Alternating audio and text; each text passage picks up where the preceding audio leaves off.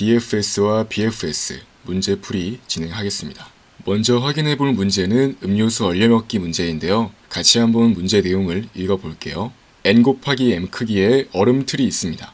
이때 구멍이 뚫려있는 부분은 0, 칸막이가 존재하는 부분은 1로 표시됩니다. 바로 이런 식으로 0과 1로 이루어진 입력이 주어지게 되고요.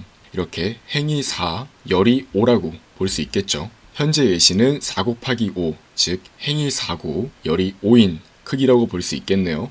이때 구멍이 뚫려있는 부분끼리 상하좌우로 붙어있는 경우 서로 연결되어 있는 것으로 간주한다고 합니다. 이때 우리가 알고자 하는 것은 얼음틀 모양이 주어졌을 때 생성되는 총 아이스크림의 개수입니다.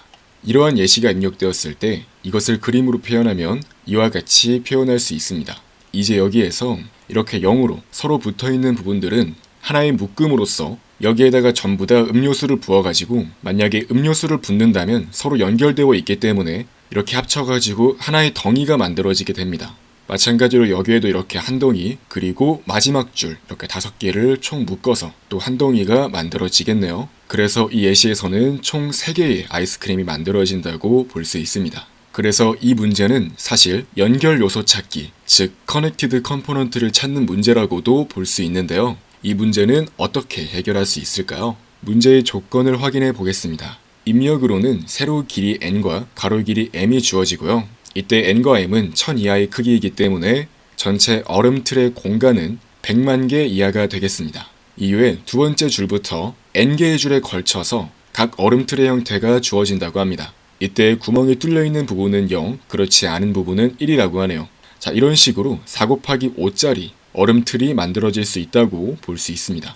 결과적으로 우리는 한 번에 만들 수 있는 아이스크림의 개수를 출력하면 됩니다. 자, 그럼 각자 이 문제를 풀어본 뒤에 자신만의 코드로 표현해보세요. 이어서 문제풀이 진행하겠습니다. 이 문제의 해결 아이디어는 바로 DFS 혹은 BFS를 이용해서 서로 연결되어 있는 이러한 연결 요소의 개수가 몇 개인지 구하면 되는 것입니다. 이런 식으로 3 곱하기 3 크기의 얼음틀 형태가 주어졌다고 하면 이와 같이 그래프 형태로 모델링할 수 있는데요.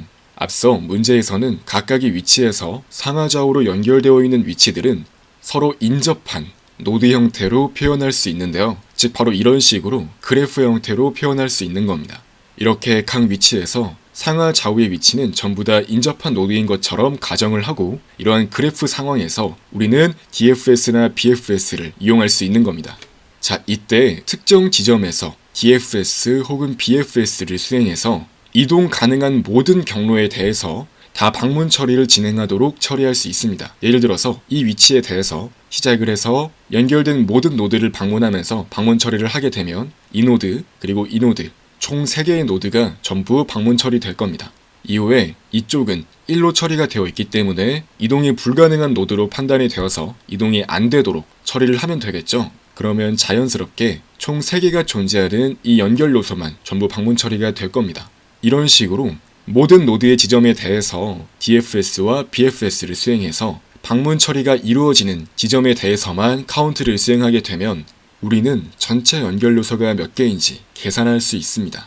DFS를 활용해 이 문제를 푸는 방법은 다음과 같은데요.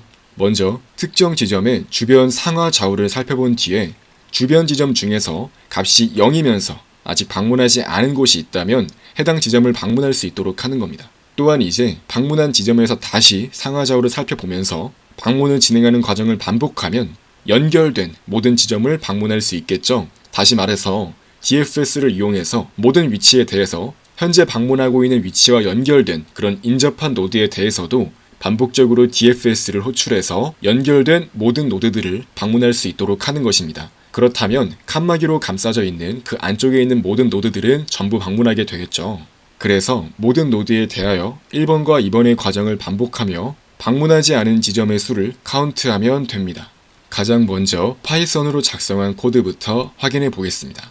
이처럼 먼저 첫째 줄에서 n과 m을 입력받고요. n줄에 걸쳐서 2차원 리스트에 맵 정보를 입력받습니다.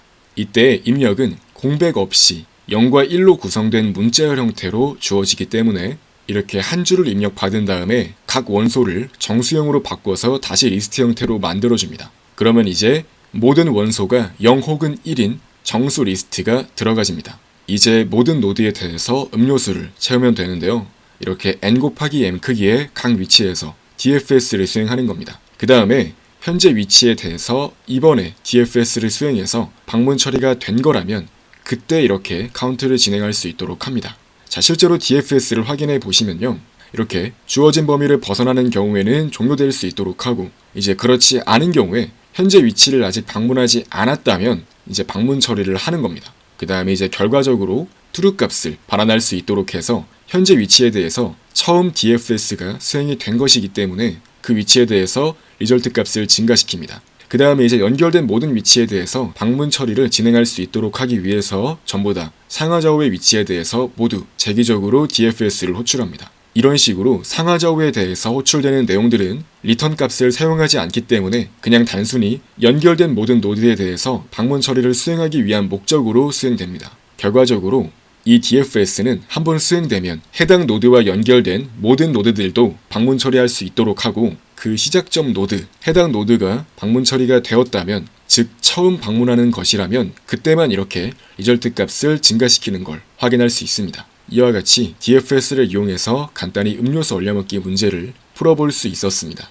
마찬가지로 C++를 이용해서 다음과 같이 음료수 얼려먹기 문제를 풀 수 있는데요. 2차원 리스트의 맵 정보를 입력받을 때 한 줄 한 줄마다 음료수 틀 정보가 주어질 때 공백 없이 0과 1이 입력되기 때문에 이와 같이 입력을 받을 때 한 문자만 입력을 받아서 이제 그것을 정수 형태로 2차원 배열에 담기 위해서 이처럼 형식 지정자를 %1d라고 입력을 해서 숫자 하나하나씩 0 혹은 1을 배열에 담을 수 있도록 한 것을 확인할 수 있습니다. 이후에 DFS를 수행하는 로직은 앞서 설명드렸던 파이썬과 정확히 동일한 걸 확인할 수 있습니다. 현재 맵으로 주어질 수 있는 최대 크기가 1000 곱하기 1000이기 때문에 이와 같이 미리 전체 그래프를 크게 설정을 해서 입력받을 때 문제없도록 처리하고 있습니다. 자바 코드 또한 이처럼 GitHub에서 확인하실 수 있는데요. 자바에서는 입력을 받기 위해 스캐너 클래스를 이용하고요. 이후에 n과 m을 입력받은 뒤에 그 다음부터 문자열 형태로 데이터를 입력받기 때문에 버퍼를 지우고 입력받기를 시작합니다. 그래서 하나의 문자열을 입력을 받은 뒤에 각 문자를 하나씩 확인하면서 거기에서 문자 0의 아스키 코드 값을 빼주어서 결과적으로 0 혹은 1의 정수형 데이터가 2차원 리스트에 담길 수 있도록 합니다. 이후에 모든 위치에 대해서 DFS를 호출해서 이 DFS에 반환된 값이 true 값이라면 카운트를 증가시킬 수 있도록 합니다. 그래서 마찬가지로 DFS 코드를 확인해 보시면 이처럼 현재 범위가 주어진 범위를 벗어난다면 무시할 수 있도록 하고, 그렇지 않고 아직 방문하지 않았을 때만 방문 처리를 수행한 뒤에 true 값을 리턴할 수 있도록 합니다. 또한 마찬가지로 현재 위치에서 상하좌우로 연결된 모든 위치에 대해서도 이 DFS를 호출해서 현재의 연결 요소에 포함되어 있는 모든 노드들에 대해서 방문 처리를 수행할 수 있도록 합니다. 그래서 결과적으로 DFS를 호출해서 true 값이 반환될 때만 카운트를 진행하게 되면 전체 연결 요소의 개수가 출력이 되기 때문에 우리는 정상적으로 정답을 도출할 수 있습니다. 이상으로 음료수 얼려먹기 문제를 확인해 보았고요. 다음으로 풀어볼 문제는 미로 탈출 문제입니다. 미로 탈출 문제는 n 곱하기 m 크기의 직사각형 형태, 즉 2차원 공간에 미로가 존재한다고 할 때 가장 왼쪽 위 위치 1,1의 위치에 캐릭터가 존재한다고 합니다. 이때 미로의 출구는 n,m의 위치에 존재하며 한 번에 한 칸씩 이동할 수 있다고 합니다. 괴물이 있는 부분은 0으로, 그리고 괴물이 없는 부분은 1로 표시가 되어 있다고 합니다. 이때 이 괴물을 피해서 미로를 탈출하고자 하는데요. 탈출하기 위해 움직여야 하는 최소칸의 개수를 구하는 것이 문제에서의 요구사항입니다. 또한 칸을 셀 때는 시작 칸과 마지막 칸을 모두 포함해서 구할 수 있도록 합니다. 문제 조건을 확인해 보시면 전체 맵의 크기는 최대 200 곱하기 200이라고 할 수 있겠고요. 이렇게 n개의 줄에 걸쳐서 각각 m개의 정수가 미로의 정보로서 주어진다고 합니다. 이 문제에서는 0이라고 적혀있는 부분이 괴물이 존재하는 부분이기 때문에 이 부분은 피해서 가장 왼쪽 위 위치에서 오른쪽 아래로 이동할 때의 최소 거리를 구하는 것이 문제에서의 요구사항입니다. 이 문제는 어떻게 해결할 수 있을까요? 마찬가지로 각자 한번 여러분들만의 코드로 문제를 풀어주세요. 이어서 강의를 진행하겠습니다. 미로 탈출 문제의 해결 아이디어는 다음과 같습니다. BFS를 수행하는 건데요. 이 BFS는 간선의 비용이 모두 같을 때 최단 거리를 탐색하기 위해 사용할 수 있는 알고리즘입니다. 시작 지점에서 가까운 노드부터 차례대로 그래프의 모든 노드를 탐색하기 때문인데요. 이때 상하좌우로 연결된 모든 노드는 이동이 가능하기 때문에 거리가 1로 동일합니다. 그래서 가장 왼쪽 위 지점이라고 할 수 있는 1,1의 위치에서 BFS를 수행해서 모든 노드에 대한 최단 거리 값을 기록하는 방식으로 알고리즘을 작성하면 문제를 해결할 수 있습니다. 자, 한번 이렇게 생긴 그래프가 있다고 해볼게요. 이때 마찬가지로 상하 좌우로 이동이 가능하다고 했으므로 이를 그래프 형태로 표현하면 다음과 같이 상하 좌우 위치에 존재하는 노드들이 인접 노드로서 표현되는 걸 확인할 수 있습니다. 그래서 이러한 그래프에 대해서 알고리즘을 수행하게 되면 바로 첫 번째 위치로 1,1의 위치에서 BFS를 수행하는 것입니다. 그래서 인접한 노드 중에서 값이 1인 노드로만 이동이 가능하다고 판단하여 Q에 원소를 넣어서 방문 처리할 때 이렇게 초기 원소의 값이 1인 경우에 한해서만 BFS를 진행합니다. 자, 그래서 상하좌우로 탐색을 진행하면서 옆에 있는 노드를 방문하게 되고 이제 이 노드까지의 거리는 2라고 기록합니다. 그 이유는 본 문제에서는 시작 위치와 마지막 위치를 포함해서 마지막 위치까지 도달하는 최단 경로에 포함되어 있는 노드의 수를 출력해야 되기 때문에 이 노드까지는 거리가 2라고 할 수 있는 겁니다. 이제 이어서 이 노드 또한 Q에 담기게 되고 다시 이 노드를 꺼낸 다음에 마찬가지로 상하좌우로 연결되어 있는 노드를 확인해서 인접한 노드인 이 노드까지 방문을 수행하게 됩니다. 그래서 이 노드를 Q에 넣을 때 방문 처리를 수행한 뒤에 이 노드까지는 거리가 3인 것으로 기록을 하는 방식으로 매번 새로운 지점을 방문할 때 그 이전 지점까지의 최단 거리에 1을 더한 값을 기록할 수 있도록 합니다. 그래서 결과적으로 시작 위치에서 BFS를 수행했을 때 다음과 같이 최단 경로의 값들이 이렇게 거리가 멀어질수록 1씩 증가하는 형태로 변경되고 결과적으로 마지막 위치에 기록되어 있는 최단 거리 값을 출력하도록 만들면 정답 판정을 받을 수 있습니다. 실제로 파이썬을 이용해서 이러한 BFS 알고리즘을 작성한 것은 다음과 같은데요. 마찬가지로 n과 m의 값을 입력을 받고 이렇게 2차원 데이터가 담길 수 있는 맵 정보를 입력을 받습니다.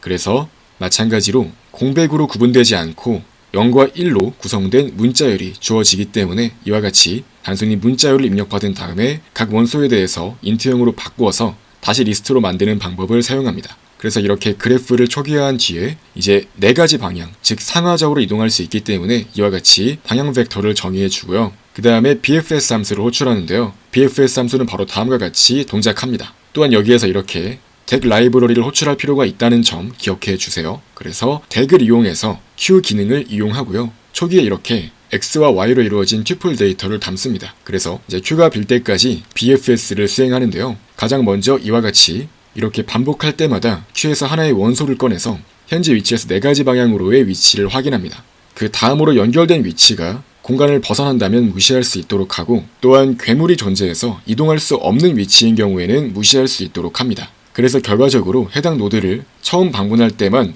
최단 거리를 기록할 수 있도록 하고요. 바로 직전 노드 위치에서의 최단 거리 값에 1을 더한 값을 넣어줄 수 있도록 합니다. 다음으로 이동할 위치까지는 1만큼 거리가 더 먼 곳이기 때문에 이와 같이 Q의 데이터를 넣으면서 거리 값을 1 증가시킬 수 있습니다. 결과적으로 이러한 BFS를 수행한 뒤에 가장 오른쪽 아래까지의 최단 거리를 반환하면 정답 판정을 받을 수 있습니다.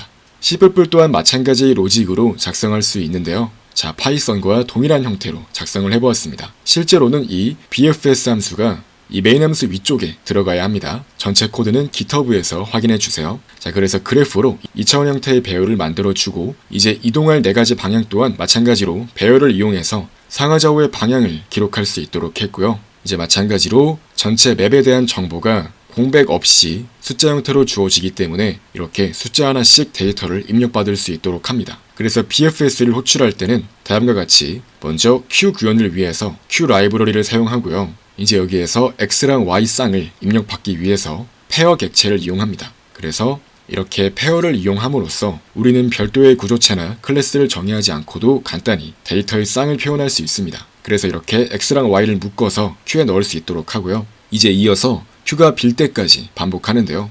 마찬가지로 Q에서 원소를 하나씩 꺼낸 뒤에 현재 위치에서 이 4가지 방향으로의 위치를 확인할 수 있도록 합니다. 그래서 그 다음 위치가 공간을 벗어난다면 무시하고 혹은 괴물이 존재해서 이동할 수 없다면 무시하고요. 이제 해당 노드를 처음 방문할 때에만 최단 거리 값이 기록될 수 있도록 합니다. 그래서 이전 위치에서 1을 더한 거리만큼 현재 확인하고 있는 그 다음 위치에 최단 거리 값을 설정할 수 있도록 합니다. 또한 본 문제에서는 이렇게 입력을 받을 때 사용했던 그래프 함수, 이 그래프 배열의 값을 직접 바꾸는 방향으로 더 코드의 길이를 짧게 만들기 위해서 이와 같이 작성한 걸 확인할 수 있고요. 결과적으로 BFS를 수행한 이후에 가장 오른쪽 아래까지의 최단 거리를 반환할 수 있도록 하면 마찬가지로 정답 판정을 받을 수 있습니다. 자바에서 또한 C++와 동일한 로직을 이용해서 작성된 걸 GitHub에서 확인하실 수 있습니다.